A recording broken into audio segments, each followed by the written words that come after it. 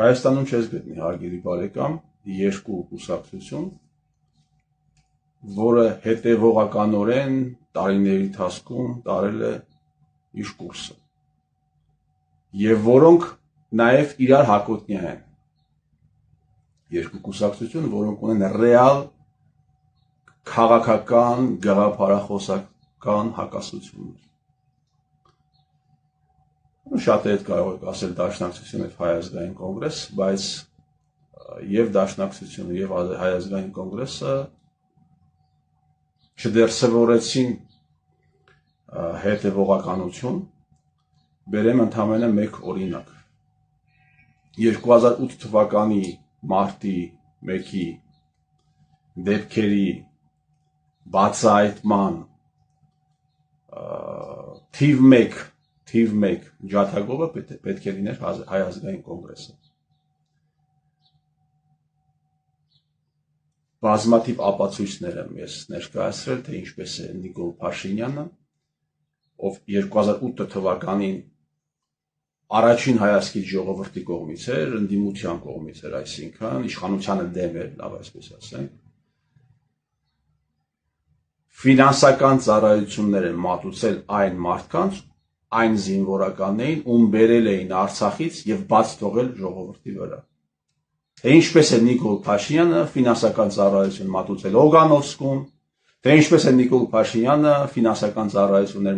մատուցել Սպեցնազի հրամանատար Գագիկ Սարգսյանին։ Գագիկ Սարգսյանը օրինակ ունեցել է 5 միլիարդ 200 միլիոն դոլար վարկ փոխառություն, որը տրվել է եւ հետագայում ջրվել է Նիկոլ Փաշինյանի, Արայիկ Հարությունյանի, հեղափոխական ճակերտավոր Նիկոլ Փաշինյանի կառավարման տարիներին։ Եվ այս խայտառակությունը պիտի Լևոն Զորաբյանը կամ Հայ ազգային կոնգրեսի մնացյալ կուսակցականները, ովքեր նախընտրական կամպանիային էին մասնակցում, օրինակ, պիտի դնեին Նիկոլ Փաշինյանի դեմը եւ պահանջեին պատասխան։ Բայց բացարձակ լռություն։ Դաշնակցություն կուսակցությունը, ով հանդես է գալիս ազգայնական, այսպես ասած, հայդատական մոտեցումներով,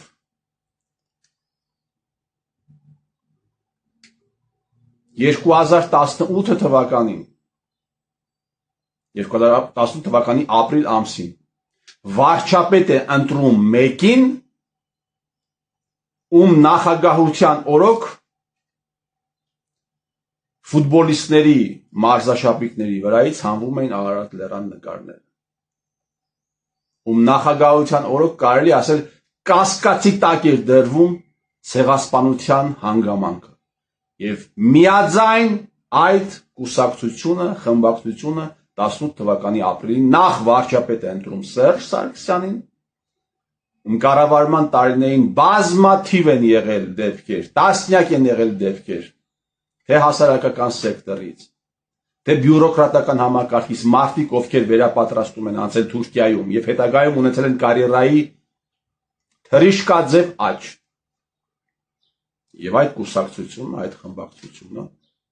վարչապետ է ընտրում սկզբից Սերժ Սարգսյանին, այս ամենի թիվ 1 պատասխանատուին եւ հետագայում մեկ շաբաթ անց նույն խմբակցությունը բացառությամբ մի հոգու վարչապետ է ընտրում փողոցային շարժում գեներացնող իբրև թե Նիկոլ Փաշինյանին։ Այս կուսակցությունը, հարգելի բարեկամներ, առավոտից երեկո խոսել է, խոսում է Արցախից, բայց կուսակցության մարդիկ, կուսակցականները Արցախում զբաղված են, Արցախի կորստից են խոսում, բոզի լաց են դրել, բայց բազմաթիվ կուսակցականներ ներգրաված են եղել Արցախում տեղի ունեցած կոռուպցիայի, հսկայածավալ կոռուպցիայի մեջ։ Դեպքեր են եղել, հարգելի բարեկամներ, շատ են խոսել սրա մասին եւ դաշնակ մասնակցներ իրենց հեկերը վաճառել են ադրբեջանցիներին, Հայաստանի կառավարությունից կոմպենսացիա են ստացել։ Չկան կուսակցություններ, որոնք գաղափարական հակասություններ ունեն, չկան կուսակցություններ, որոնք հետևողականորեն տանում են իրենց գիծը, իսկ քաղաքականությունը եւ քաղաքականությամբ զբաղվող մարդիկ պիտի կուսակցությունները, մարդիկ, լիդերները պիտի պատրաստ լինեն զրկանքների, գաղափարների համար զրկանքների եւ նաեւ ասում են պիտի պատրաստ լինես զրկանքներ տալ քո հակառակորդին։ Եթե այս ամենը չկա, ոչ թե փողի համար, այլ գաղափարների մոտեցումների քաղաքական, ապա շատ տխուր է, մի խոսքով այս շարքը կարելի է երկար թվել, բայց Հայաստանի Հանրապետությունում գրանցված են 150 կուսակցություններ, հարգելի բարեկամներ։ Չկան այս չափանիշներին համապատասխանող գոնե երկու կուսակցություն, բայց գրանցված են 150 կուսակցություններ, կուսակցապետեր կան, շատ է լինում, երբ ինձ զանգում են ինչ-որ միտեղից, ասում են, ես ինչ կուսակցության նախագահն եմ, ասում են, ձեր Գյումրի տարածքային կազմակերպության ղեկավարը ով է։ Լոռու մարզում ձեր կուսակցության ներկայացուցիչը ով է, չկա, բայց կուսակցապետ են, ներկայանում են որպես կուսակցության նախագահներ, մի խոսքով 150 հատ, 150 հատ։ Հայաստանում ըստ էության չկա քաղաքականություն, հարգելի բարեկամներ, քաղաքականությունը պետությունը կառավարելու արվեստ է, սա սահմանումներից մեկը։ Պետությունը կառավարելու վերաբերյալ մոտեցումներ դու պիտի ներկայացնես։ Քաղաքականություն չկա Հայաստանում, հարգելի բարեկամներ, կա համատարած գավառականություն։ Բայց կան բազմաթիվ քաղաքական գործիչներ, բազմաթիվ, 1000-ից ավել քաղաքական գործիչներ կան Հայաստանում, եղել են, կան, չկա քաղաքականություն, բայց կան քաղաքական օրինակ բանտարկյալներ։ Եվ իմիջիայլոց եթե դուք ուշադրություն դարձնեք, ամեն հեռուստաալիք ունի իր նախընտրելի քաղաքական բանտարկյալների ցանկը։ Միտեղ քաղաքական բանտարկյալը նա է, միտեղ քաղաքական բանտարկյալը այն մյուսն է, մի հեռուստաալիքում այն մի քաղաքական բանտարկյալի մասին չեն խոսում, այն մյուս հեռուստաալիքում խոսում են միայն իրենց նախընտրած քաղաքական բանտարկյալների մասին։ Մենք հայերս թղթի կտոր ենք սարքել սահմանադրությունը եւ անկախության հռչակագիրը։ Ուղղակի թղթի կտոր էր, գեղեցիկ բառեր էր գրված, օրինակ, որ անկախության հռչակագրում գրված էր իշխանությունը պիտի պատկանի ժողովրդին։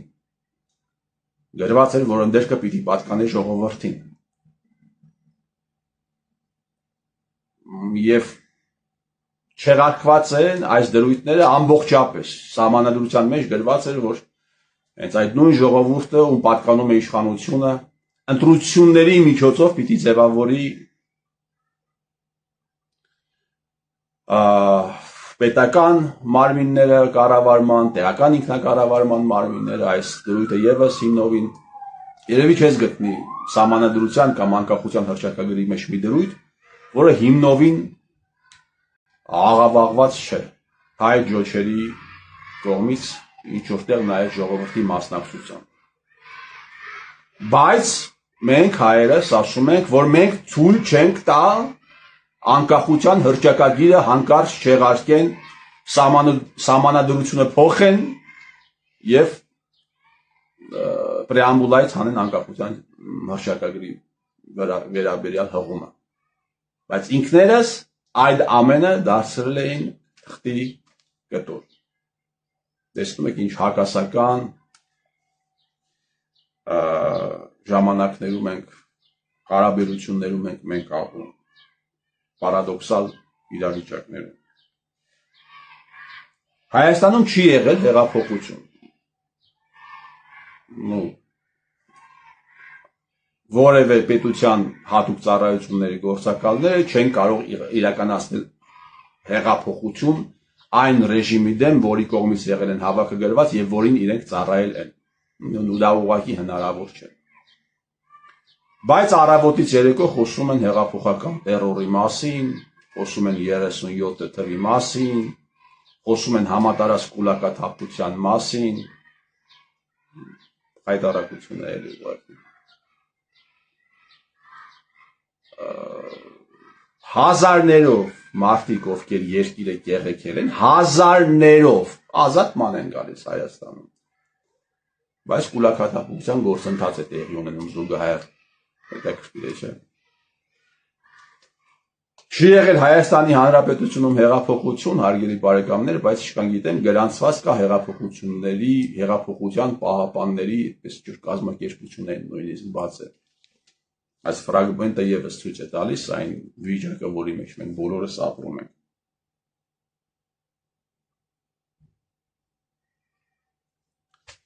Անվտանգային հարցերը շատ կարևոր են։ Բոլորն են ասում, անվտանգային հարցերը, բանակը շատ կարևոր է պետության համար, ազգի համար, միայն 2011-2019 թվականին բանակից ազատվել է 50,000 պատանի եւ երիտասարդ։ Ազգը բանակից ազատել է 50,000 պատանի եւ երիտասարդ։ Ու վստահ եմ զորոյական թվականներին եւս նույն իրավիճակն է եղել։ Բայց բանակը դա մի սակրալ կառույց է եղել ազգի համար։ Բանակը սակրալ կառույց է եղել։ Անվտանգությունը շատ կարևոր մակարդակում պիտի լինի, բոլորն են ասում, բայց այդ անվտանգությունը պիտի ապահովեն ոչ թե իրենց զավակները, այլ կողքից պիտի ապահովեն։ Ոչ իրենք չպիտի մասնակցեն, իրենց զավակները պիտի ուրիշ գործերով զբաղվեն, ուրիշ գործերով պիտի պետությանը օգուտ տան։ Շատ են մարդիկ, ովքեր ասում են դե չեն ծառայել, բայց հիմա գիտությամբ է զբաղվում, գիտությամբ է օգուտ տալիս, կամ էլ դե շատ բան է էլի կռվարար է, ինքը ծառայելու բան չէր, խելար տղա է, խելար բան իմաստով, հա լավ իմաստով են ասում, խելար է, տաքարյուն է, ինքը ծառայելու բան չէր, գնար փորձանք պիտի դառնար եւ մեր գլխին եւ բանակի գլխին, հա։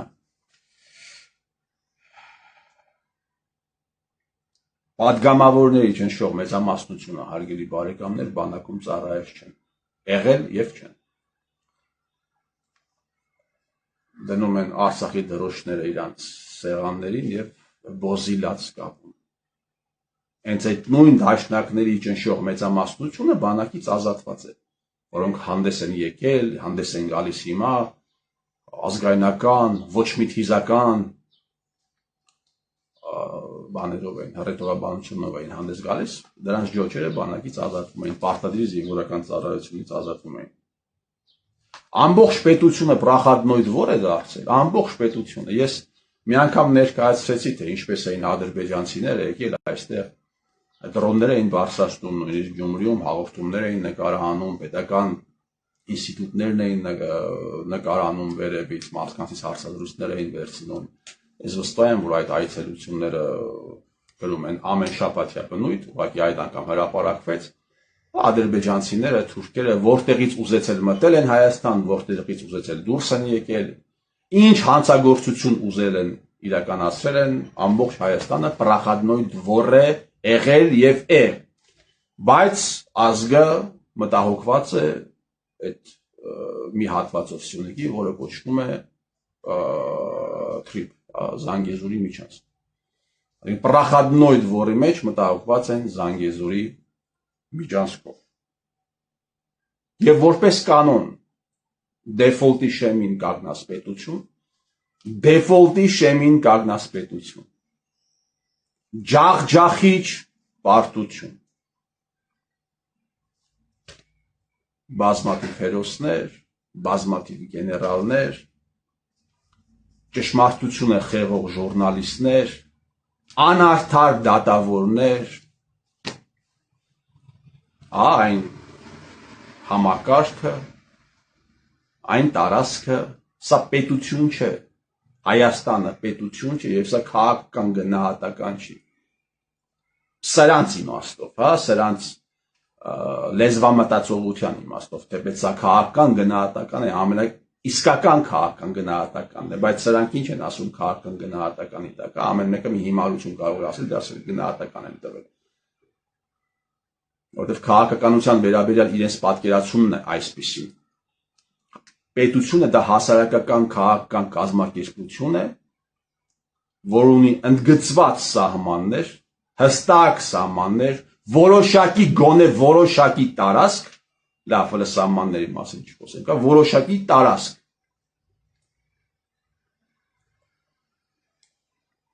որի վրա ունի օրինական բռնություն կատարելու մենաշնորհ եւ սուվերենության մասին խոսելը անիմաստ է, սրանք նաև օրինական բռնություն իրականացնելու մենաշնորհ չունեն այս տարածքում։ Սա պետություն չէ, եւ նաև տարածքը որոշակի չէ։ Սա պետություն չէ, հարգելի բարեկամներ։ Սա ինչ որ մի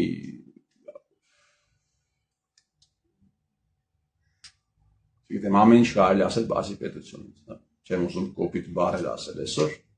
դրա համար զերծ կմնամ գնահատական տալուց, թե սա ինչ է։ Եվ իսկ ինչ պետք է անել։ Յուրաքանչյուր մարդ իր տեղում պիտի իր գործունեության համար, իր խոսքի համար պիտի պատասխանատվություն կրի, չմասնակցի այս ամորալությունը, պետք է իրականացնել հերոսություններ, պետք է ուղղակի ստորություններ չանել, պետք է չենթարկվել այս սիստեմին, ընդհանրապես, չեմ ասում գործազուրկ դարձեք, բայց մտածեք արդար, գործեք արդար, խոսեք արդար եւ մի ենթարկվեք այն մարդկանց, ովքեր սարքել են ձեր երեխաների, ձեր ծնողների գլխին այս ամենը հայերն են իրականացրել, հայերն են մտածել, հայերն են իրականացրել հայերի գլխին։ Գիտեք ինչի համար, իշխանության եւ փողի։ Ուրիշ բան չկա, միայն իշխանության մարմաճը եւ փողի եւ փողասիրություն։ Ես վստահ եմ, ինչ որ մի բա այս սիստեմը կփլուզվի, այս ռեժիմը կփլուզվի, դա 10 լինի հայ ձեռքով, եթե ոչ օտարի ձեռքով է լինելու, եւ թող օրհնվի այդ օրը։ Ես ձեր տիրոջ մերը